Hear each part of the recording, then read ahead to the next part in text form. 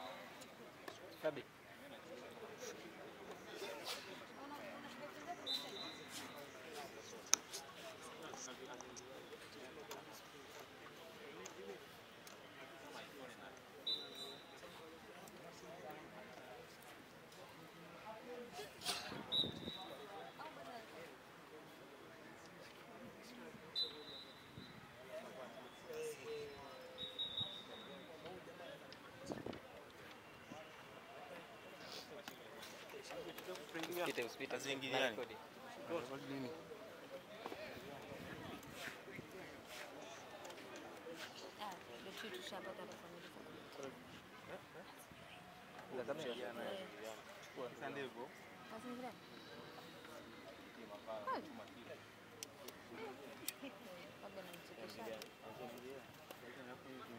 Unapenda beti moja?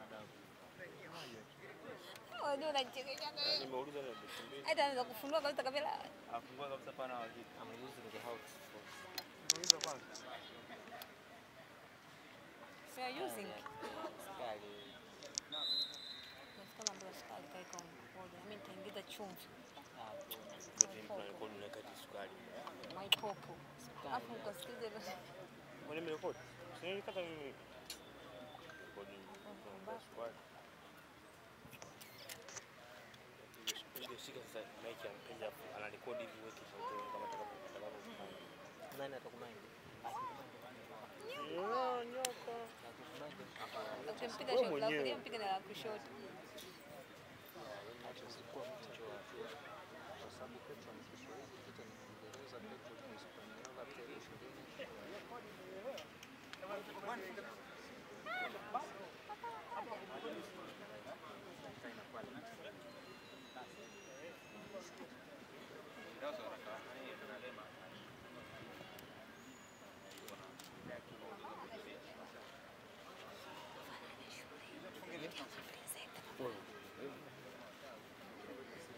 Soko live. Chuo chako. Sawa, umefunga? Karibu. Nani? Sabra. Tunataka kuzungumza. Mimi nianza bali kwa mimi ndio. Kujua bana. Fundisha kunyamaza. Fundisha kunyamaza. Sije nikasema hivi. Ila mwanangu simu sinaona.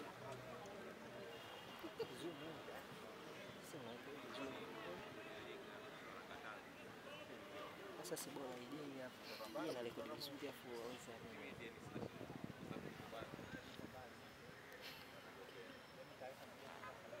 bora ni kizuri.